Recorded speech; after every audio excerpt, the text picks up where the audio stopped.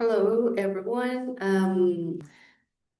To show you my educational expertise with this class. So pretty much the idea is I'm not walk you through this lesson that I created for the demo class. Let me just start presenting here the PowerPoint presentation. So very pleased to meet you. My name is Angie Martinez, and this is the demo class I'm delivering for you guys to check out and see and check, for my application to the job. Thanks a lot for giving me this opportunity. So pretty much the idea for this lesson would be it's gonna be a speaking lesson, and it's about discussing advantages and disadvantages for the course for level B2.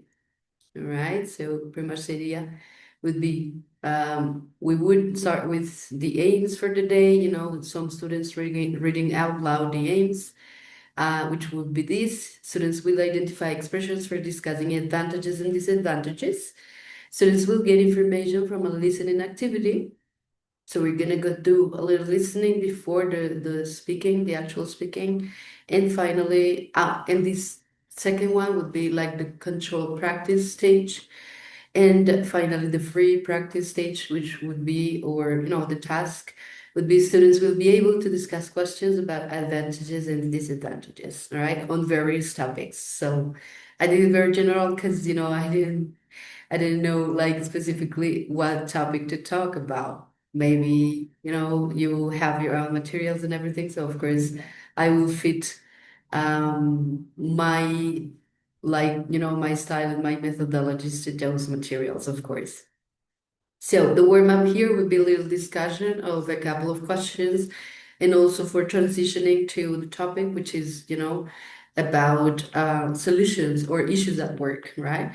So first question, I would have students discuss these couple of questions. Depending on the amount of students, it can be like whole class participation, or it can be like, I don't know, like breakout rooms or new groups, depending on, of course, the tool that we use as well. So the first question is, what do you usually do when you need to come up with solutions to issues at work? And the second, are there any activities you do to get inspiration for new ideas? So after students have discussed this, we're just gonna go over the next activity, which is the listening. So we're gonna have a pre-listen activity, which is gonna be made maybe individually or in pairs, depending on the amount of students again. So the idea is that they follow the link and go to the preparation section. That preparation is going to be the pre-listening activity. They will have to put the words in the correct order, like organizing some words to make sentences. And finally, the idea is that I ask them by the end of the activity if there are any new words or if there's any new vocabulary that they have from this part. And finally, we'll discuss the meaning of those words. So let me just walk you through the activity. Here I used an activity from the British Council page, but of course, adapting to your syllabi and also your materials will be something I will be doing if you give me the opportunity.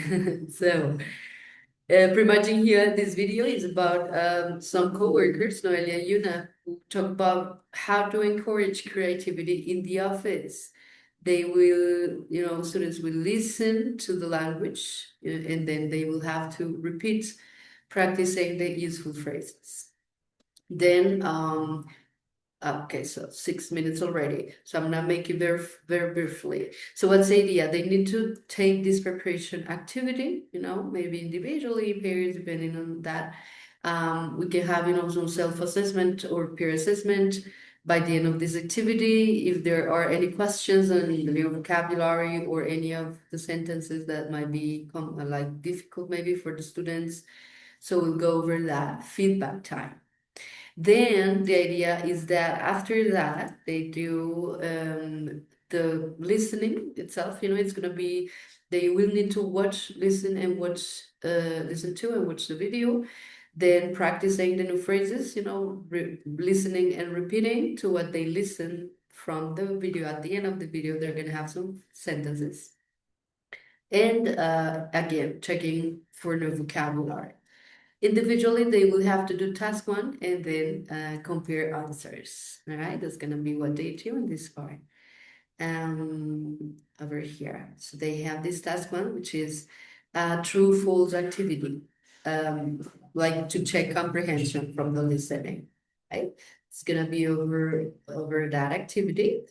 And finally, well, just very briefly, because this will take, of course, some time. If we have more time, we can do some more control practice, We have more tasks in here, we have a task on completing the sentences and also writing like gut feeling, right? Then after having discussing that, we can just reflect on the last question of this workshop, which is when and where do you have your best ideas, right?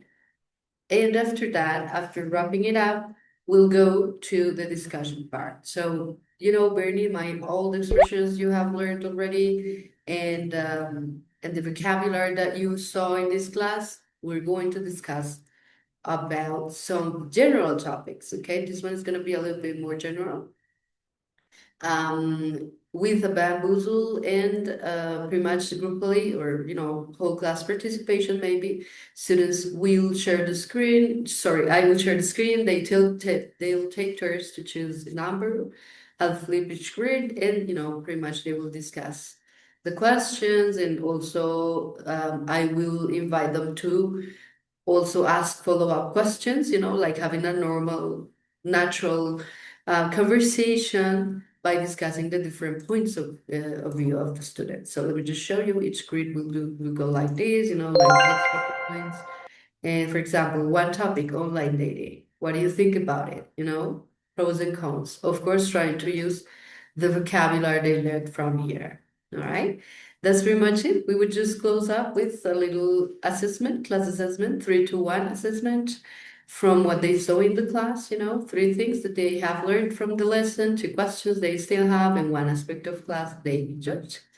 And that's pretty much it. Thanks a lot. I think that's about time of the 10 minutes.